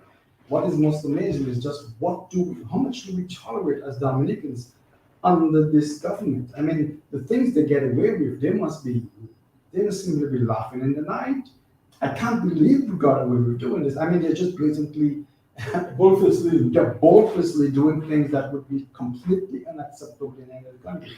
I mean, it's totally unacceptable. I mean, there has to be a procurement process. There has to be open bids. This is a government. There has to be accountability, and there has to be a process that is neutral, that is unbiased, to award contracts, and there's a certain level of confidentiality in bids and all of those things. There's a process that any civilized country follows to do so. But that simply is not happening. It's mind-boggling what we accept as a society from those guys. And I mean, you have to ask yourself, well, why is it set up that way? Again, what is the logic here? If you are truly interested in developing your country, developing the economy of your country, truly care about the citizens of the country, not in words, but in a reality, then you have to look at people's actions. Not so much people's words, but people's actions. If you say you care about your community, you care about the Dominican economy, it is inconceivable that this is how you would structure all these major infrastructure and construction projects. It's inconceivable because this is completely incompatible with developing the economy and developing the welfare of your citizens. It is completely incompatible. One of the biggest effects, as you said, Mr. Boston, and it's true, is the issue of learning curves. There's a well-established principle in engineering, in industrial engineering, that says the more you build, the more you perform, the more you perform a specific activity, the better you get at it. And so every project you do, the cost goes down because now you know what to do, you know what to avoid, you know what the issues are. And over time, the society gets more productive, more capable, more confident, does bigger and better things because the people, the skilled people in society are developing those skills, are going down those learning curves, are developing the capabilities, are learning how to run the equipment and do those things. And that is simply not being provided. That an ecosystem of learning curve development and capability expansion is simply not happening in Dominican.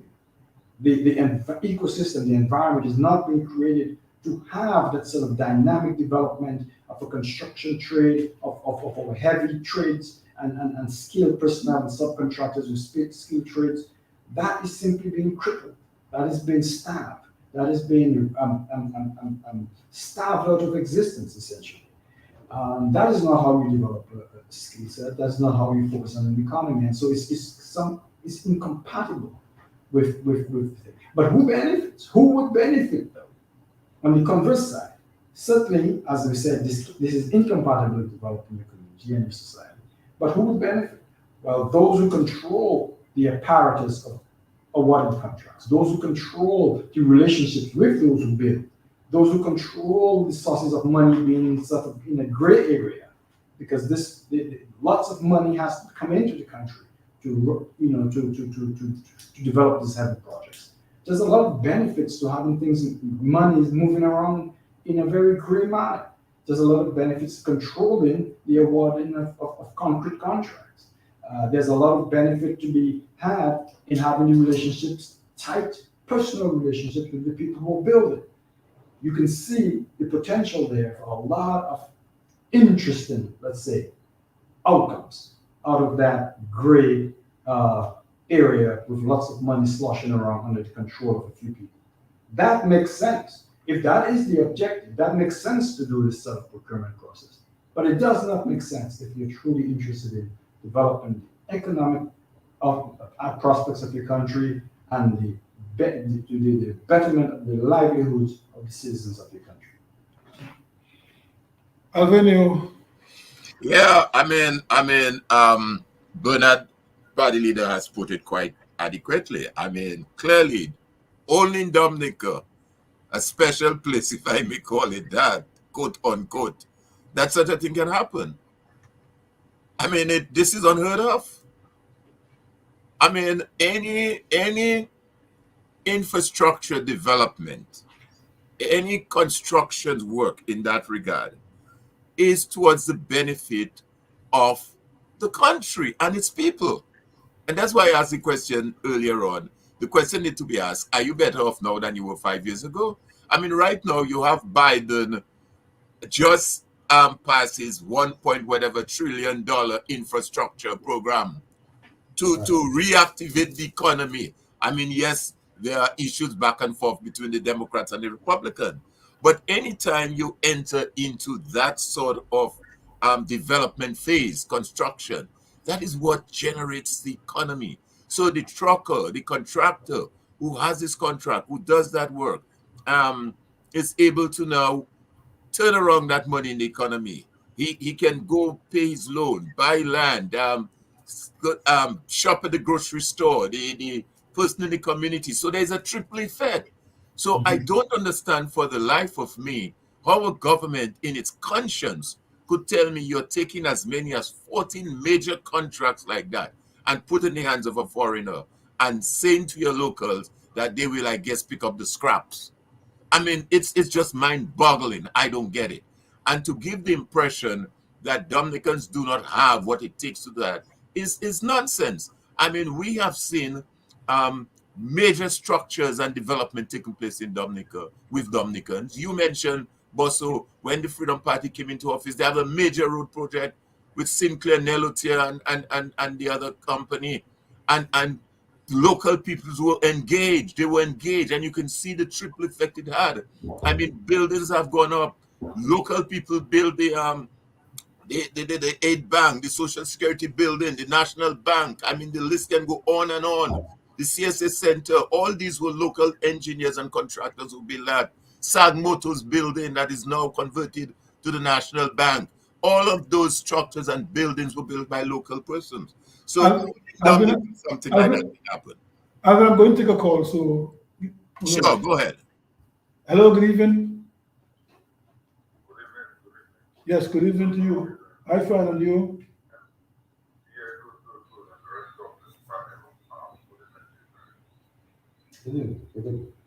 You're not hearing? Hey, so, Go ahead. just want to make a little contribution to this call. The announcement of the Prime Minister of visa bringing China. It was said that we had a relationship with China, a relationship with 2004.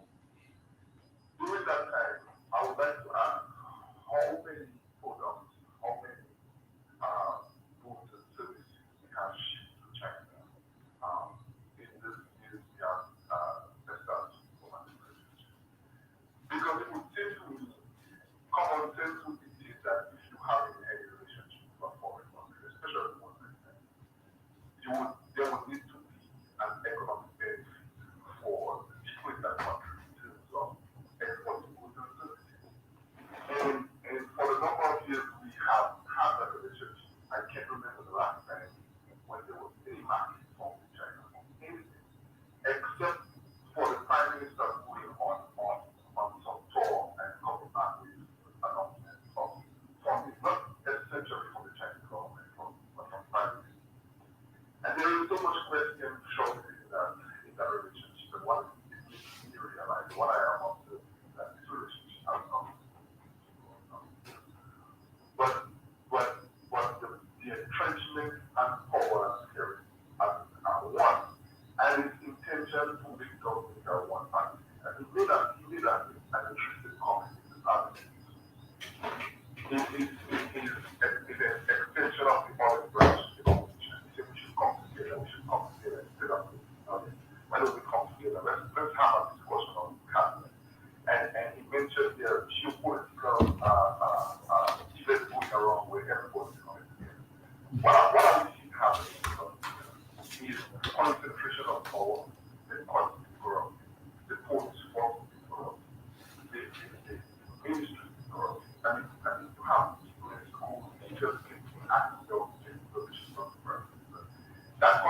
look forward to this one.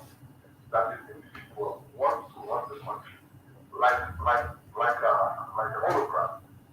And every decision is done can come from. Somebody has to buy a shoes for the school child, they for the parents. Somebody has to pay some bills, they for the parents.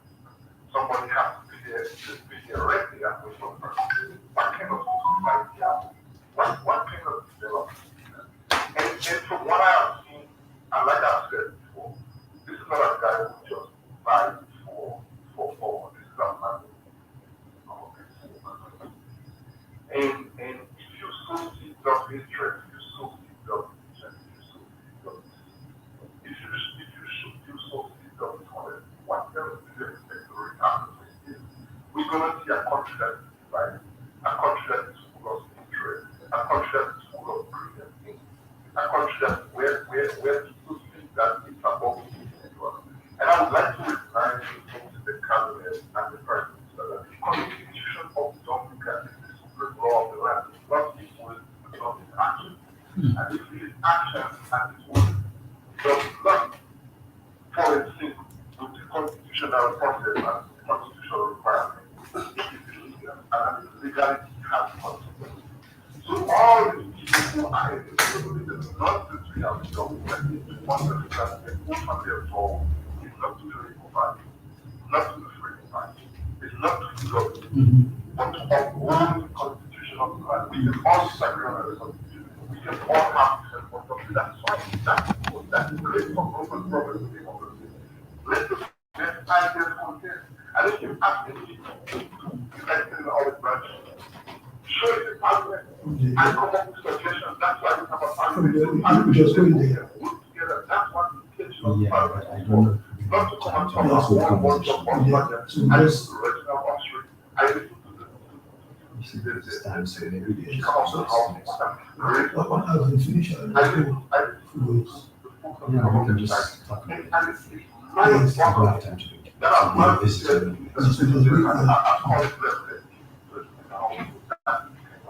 that's the kind of crowd that they encourage the parliament. That is where people come to vote for the deputy. So it would be wise of the prime minister, if he wants to extend the parliament to show that we work together, then allow opposition members, allow people on the other side to suggest policies that they can discuss, use the pros and cons, and establish rules so that we can get along. Yeah. But when you extend the parliament, you want to and the next hand, one is stabbing somebody in the back. That's the disease we have known for the past days.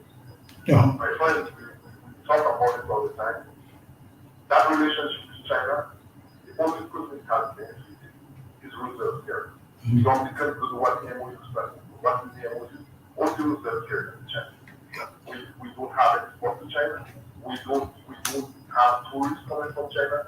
We don't have a fluctuation of tourists in Dominica spending time in our hotels, spending time on our sites, spending time in our restaurants. This is what builds an economy, putting money in the bank. We don't have that.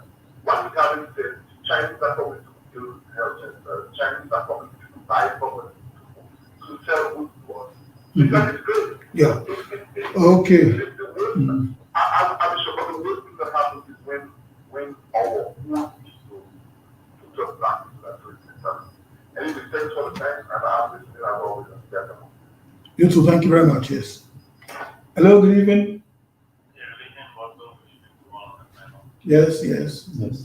When there's all these Roosevelt here and in Parliament, that in regards to the health, the expenditures in health, you can go to these villages and see these health centers. My question to Roosevelt here is, how many dollars can we employ in the construction of these health centers? Mhm. And even the hospital, the China Friendship Hospital, I know they were going to some doctors at some point, and they all fired them all. And only patients, I'm telling you, 100% patients, I live right next door. 100% patients are working at the hospital. No doctors. So if there's a problem, because the ambassadors, the Chinese ambassadors said that Dominican was not very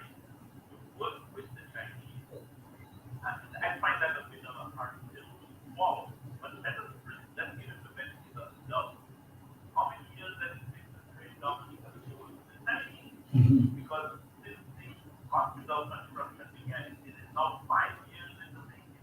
5 years. You have to do that back in those 5 years. Some Dominicans would not have been trained properly to work with the Chinese. Is that what you're telling me? And only Haitians are able to work with them. But the point, again, the point is this: Roosevelt Care said you can create structures, but the question again is who is building the structures, not Dominicans. Thank you, gentlemen. Thank you very much. Thank you very much. Alvin, I'm going to allow you to complete your point, and then we'll move quickly to item 5. So we can try, because the time is already away from us. So go ahead. You call on me, Bosso? Now, sir, I will allow you to complete, because you were talking when I interrupt for the call. No, I pretty much, I think we were speaking on the whole question of this approved contract to MMC, and clearly I was saying that only in a place like Dominica something like that could happen. I mean, this is outrageous, very outrageous, to put it mildly, that one would expect a government in this. I'm not even sure if we could call it post-COVID anymore, because we're still deep into this pandemic. But in that environment, when you would expect to do all that is possible to generate economic development in the country, that if you have some contract or some development contracts that your people should get an opportunity from, that you choose to take that and put in the hands of a foreigner. I mean, this is outrageous. And I don't understand for the light of me why Dominicans are not outraged at that.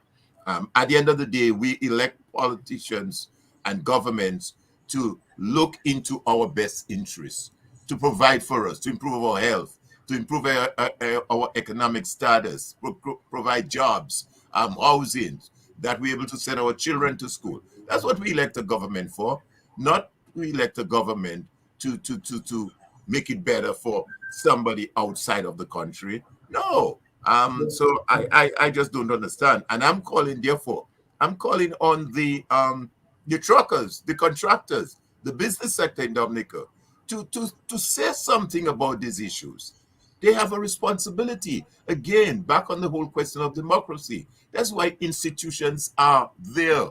They are there for that reason. Institutions are there to protect and help safeguard the democracy. And when stuff like that happens, that is where the private sector is supposed to have a position on the matter. The labor union should have a position on the matter, because it touches the whole question of employment. The church, social issues, should have a position on this matter. So I'm hoping that some of those civil organizations will speak out on those issues. Mm-hmm. Okay, but I just want to introduce quickly item 5. Members could still contribute on item 4 while we talk on item 5. So let me just say briefly that the Freedom Party have been engaged. We have been over the past months this year, touching base with our members. Our various groups are functioning, and we're building on that. In January of this year, we had a change of party leader, and we have Mr. Bernard Ito in the leadership of the party, as the political leader of the party. And we continue to keep in contact with the community and with our members at home and abroad, and Dominicans at home and abroad. And we are looking forward to the new year, where we would have our convention at some point in the new year, and we would elect now new executive going forward, and to be more visible on the ground, to touch base. I mean, the COVID kept us back a bit in terms of face-to-face engagement, but we'll see how we go around that in 2022. Yes, as you said, Mr. Boston, this year was a year of the Freedom Party looking inside itself to ask itself who it is, what it is, and what it can become. I think we have a mic. We have a mic. We have a mic. Someone just mute the mic. Please mute the mic. Can someone? I think it's Michael. Michael. But that is the community myself. That is the situation that we face. Is to rebuild a brand that the American public can identify with. Let's be honest, and this is not an arrogant statement. We fully believe that we are a more competent team to run this government, to run this country than the current government. We believe we have the people, the resources, the ideas, the capability to do a job of a true development job, an authentic development job to run in this country. We believe that the Mr. Skerritt and his crew focus on elections, and they have developed a certain craftiness about elections that people have started actually to confuse with what true leadership is, or confused about what the job to be done is. And in fact, he praises upon him for his craftiness and all his in winning elections. But there's a lot wrong with that mentality and that approach. And so the Freedom Party is establishing itself, has been establishing itself for this year, and will continue to do so next year with our plans and programs as we roll those out, to demonstrate that we need to rethink and we need to recalibrate what success looks like, what leadership looks like, what good governance looks like. That is the monumental task that we face, because without the recalibration of the voting population to that point of view, it will be a difficult process. And so that's what we're focused on. We're hopeful. We feel good about the ideas that we've shared, the releases that we've done, that people are starting to respond and say, these guys will do the right things, not the political expedient things. And that is truly the vision and the mission of the Freedom Party. We've always, as I said, and we've discussed, been the party of rescue and renaissance, recovery and recreation. We did that at the end of the 70s when, with all the turmoil, the Freedom Party rescued the country and rebuilt it. And it was a renaissance, a reimagining of who we could be and who we should be. And this is where we are now in terms of a crisis point, once again, where the country needs rescue and recovery and renaissance and reimagining. And that is what the Freedom Party has always provided, because you can only do this rescue, renaissance, and recovery when you have people of integrity, where you have competence, where you have people who are truly about the community and not themselves, for others and not self, where you have people who are professionally settled in their lives, who are willing to make a contribution from their heart to the progress of the people they love. And that is what a developing country needs. This is the kind of leadership that small island states need, where we have vulnerabilities in governance and we have limited resources and we're resource strapped. But what you can bring to the table is not necessarily financial resources, but human capital resources, integrity resources, resources of principle and values. And that is most what a country needs at this stage of its development. And that's the way that the Freedom Party has been positioning itself, is fundamentally true in its DNA to that point of view. And that's the point of view that we will be pushing as we move forward into next year, introducing and reintroducing and emphasizing as we engage heavily next year as we move forward. Yes. Okay, Pastor, let's take this caller here and then we'll wind up. Hello, good evening. Yeah, good evening to you. You hung on much time, man, because we already. Mm-hmm.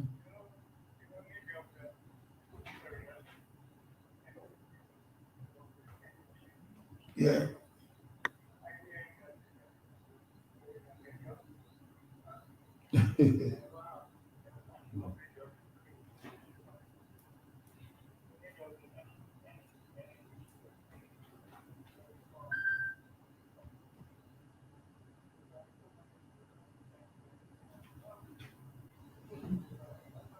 Yes.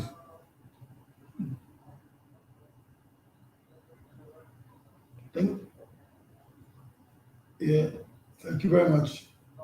Yes, 10 minutes. Thank you so much. Thanks a lot. All the best. Listening, but we engage with you, and you're engaged with us, so that's very encouraging. Yes. Thank you very much, and all the best for this season, or during this season. Yes, good. Thanks a lot. Yes. Okay. Mr. Boston, on this point here you were making, I really would like to add something here quickly. I know we run out of time. the points you got to make are all great. This thing about giving job overseas to people, I've listened with my 2 ears, and I'm asking the Prime Minister of the Commonwealth of Dominica to apologize to the people of the Soufriere constituency on a statement he made in Parliament. I heard on Q95 News his claim that the Freedom Party has been in government for so long, and it wasn't until he became Prime Minister that houses were built for the people of the Soufriere constituency. Magwesa, that's a big fat lie. I am asking him to apologize and retract that statement, because after Hurricane David, there, if you go to Scottsdale now in the southern area, there are 21 homes that was built by the people of Soufriere, Scottsdale, Garnier, Point Michel themselves. And these homes were built by the people of the constituency. The job was given to the people of that constituency. They built these homes. These homes are now occupied by these people. I remember I have 2 uncles there and a sister part of that apartment, of that housing project. These are single family homes, not apartments. They paid as little as $100 a month. These houses, they paid for them themselves. So these people are able to use these homes as a line of credit or some sort of security to get a loan to build, whether to buy a vehicle or buy a boat or whatever they may need to do. So when you make those kind of irresponsible statements and you don't hear anybody say anything to you, you know, guys, this is just unacceptable. I think that was an insult on the people of the Soufriere constituency for the man to make that comment. And there are people who in the Magini area were given opportunity to have their homes in the Soufriere area, to get homes there. And these houses were built by the people of the Soufriere constituency. You are not the first Prime Minister who built homes for people in Soufriere constituency. I dare you ask yourself that question again and to retract this statement and apologize for the people of the Soufriere constituency. I want to make sure I made this point here because this has been bothering me since I heard this. And I did try to make contact with him to let him know that comment he made. I am very disappointed in him. Mm-hmm. Michael, we're out of time, so. Well, on the same issue, this government seems to be functioning without any development policies. There's no policy for technology transfer. So, as party leader said, there's a learning curve, and as we develop the skills to perform certain tasks in construction or whatever, be it agriculture, construction, it is technology being transferred to our country and our people. And that makes a people resilient, makes a people independent. And this government or this administration has no policy to develop the people to gain skills through technology transfer and skills development. I remember he closed down the Dupini College. And now they're talking about technical vocational. After they closed down the Dupini College, he wanted a degree in every home, not realizing that you can get a degree in technical vocational skills. So we have a government who has one man making decisions, but apparently he has failed to understand the development initiatives that are necessary to bring our people forward. You bring in contracts and your people are second-class citizens to qualify for those contracts. And that, I think, is sacrilege as a governing party of any country. I mean, only in Dominica he can survive doing that nonsense. Okay? Yeah. And they're building houses for people. Houses that were built 40 years ago by the different administrations. The people, when they move in, didn't have the complications that they have with those built by the foreign contractors. I understand the college, the building is poor construction. So you cannot say that our contractors are not capable, because what we've done, people have moved into it for years and they're still functioning. And they just move into those that have been constructed, and there are tremendous difficulties with them. Yeah. Okay. Well, we heard the Prime Minister spoke about an olive branch. And what I witnessed in Parliament, when I was in Parliament, you see the last Parliament for the year, when it is ending, I saw in my eyes Ms. Charles make a sign to the opposition leader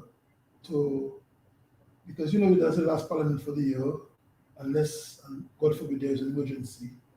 And therefore, they do not have time to come back to wish everybody Merry Christmas and so on. So she made a sign, and the members spoke. And then she, as Prime Minister, leader of the House, then speak. I witnessed today when the Prime Minister made a contribution on a bill presented to Parliament by Minister Laville. And the Prime Minister came back after the member for the Senator Stanford spoke. He came back and make a second contribution. I mean, how childish, how you can be to behave like that. And then when the bill was passed and everything finished, he came to stand up and he addressed the House, wish people Merry Christmas and blah, blah, blah. And immediately, just this week, a couple of years ago, for BSC, he talked about the olive branch. And today, closing the House, he offer the leader of the opposition a chance to say anything. Right. What kind of person is that? Say Merry Christmas. What kind of person is that? It's like a... What's up, olive branches? Yes. It's like what do you say, bon vision, movie character, that kind of thing. To me, and somebody made the point about dividing the country earlier on. I mean, you see how these guys are dividing the country because they feel they can divide and rule. And then people who have their business, who fix okay, to them is all right. They see no evil, they hear no evil, they feel no evil. But if we do not take this seriously, we can be shocked as to what would happen to our little country, Dominica. So, well, party leader, in terms of our Christmas wishes, because we'll not be back until January next year, God's willing, so we want to wish, I personally want to wish everybody all the best for the Christmas season.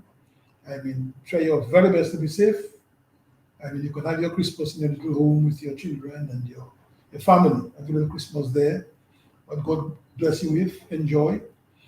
Don't overexpose yourself in big crowds and so on, so that you can contract the coronavirus and so forth. Because if one person, and young people themselves must be very careful this season, because what you might do, you might go out, have your good time, and bring the COVID back into the home for your mother and father, your grannies, and so on. And that will have to be protected. Yes, absolutely. Let me echo you in wishing all Dominicans here and abroad and all my Caribbean fellow citizens all over the world, wherever you might be listening. Just a Merry Christmas. We love you. We care about you. This country, the people, is who I know, and I'm sure you all share the same sentiment. Is the people we love the best, the most. There's no people that I feel more comfortable with, more love, more affection for than our own people, our Dominicanness, our Creole culture, and our sense of community and our sense of love and tradition that we have. And so that love, I want to extend that this holiday season to all my fellow Dominicans and all those who support Dominican in one form or the other. We have a great country with potential to be outstanding. We have the opportunity to be on the world stage as a country that matters. We have the opportunity to represent ourselves well, to create new economic vision for people of African descent in resource-constrained conditions who will be able to bootstrap themselves on to the stage of respectability and to the stage of progress, and to be a beacon to the world on what we can do with hard work and the right approaches and the right leadership. And that's the sort of Christmas message that we want to leave with you as Dominicans. Together, we must redefine, get excited again about our vision for the future, and to get behind that and feel good about living a legacy in all of our lives. And that's what the Freedom Party is about. That's what we represent. It's about creating a society we can be proud of. And we want to all of you to join us in that mission over the Christmas holidays, reflect on that mission, and come out next year, join us as we try to push that vision forward in our beloved country. Well, let's do a brief thing with Alvin, Jeff, and Michael. Very brief. Well, again, thank you. Mr. Chairman, Party Chairman, Party Leader, and Michael, for inviting me to be a part of the panel this evening. It's always a privilege and an honor, I must say. As I've said several times on other programs, service to humanity is the best work of life. And if we as a people can inculcate that into our mindset, I think will make this place a better world, a better Dominica for all of us. I too would like to join the party leader and yourself in extending best wishes of hope. Best wishes of hope for Dominica. I think Dominica has tremendous potential as a country, as a people. I mean, it clearly manifests itself wherever we as Dominicans, in the so-called diaspora, as they like to refer to it. You go up, you come across Dominicans in North America, in United Kingdom, in Canada, wherever part of the world. And we are very resilient people. We work hard, and therefore I want to just wish all the families, everybody in Dominica and Dominicans abroad, a hopeful Christmas, a hopeful New Year, and that 2022 will be a much better year for all of us. Thank you. Yes, Michael. Yes, Johnson, I would like to wish every Dominican, wherever they may be, happy Christmas, and that 2022 will bring a new dispensation to our political leaders and civic leaders in Dominica as to the governance of this country. We've lost our moral values as it relates to governance, and I hope that 2022 will bring them back, and that it will be a new dispensation where the basic principles of democratic governance are respected, and that our leaders will see it right. And if the people do not get our leaders, do not witness the development of true democratic principles in Dominica, that they will demand it of the people, because our children and grandchildren will not forgive us for that. Also, I would wish that Dominicans, this pandemic, that we, with the grace of God, will be able to withstand it and survive as a resilient people and face the future with grace, hope, and whatever it takes for us to bring Dominica to be where it was 20, 30 years ago. Yes. Good evening and Merry Christmas. Well, Yes, Jeff. very quickly, thanks again for having me on the program. It's been great. And families and friends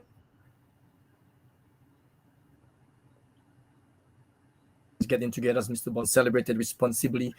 Get vaccinated. Please take care of yourself and don't overdo it. And please, if you're drinking, don't drive. Get a driver. So to all our friends and families, bon well, Feliz Navidad, Merry Christmas. I love you guys. Thank you. Yes, as we said, but there's one one very important best wishes that we want to extend to the management and staff of Q95 for and all the listeners to and Q95 in particular. We want to say Merry Christmas, because without this sort of forum, without this sort of outlet for free expression and for the opposition voices to be heard, we would be in much more dire straits than we are in the country in terms of our political independence. And so we want to wish that the radio station all the best wishes, thanks for all the support and all the expression that you're allowed to make Dominica a freer, more democratic society. Well, thank you very much, party leader. Thank you, Mr. Michael Astafan, Mr. Alvin Thomas, and Mr. Stevenson, Jeff Bellot, and of course to our listeners at home and abroad. It was nice being here with you tonight. And God's willing, we'll come back January. I feel that's going to be early January. Yes. It will come quickly. It will come quickly. So all the best. And of course, Mr. G, big up to you. Thank you. God bless you. And all have a very good night. Thank you again. And sleep well. Thank you. All right. Good night. Good night.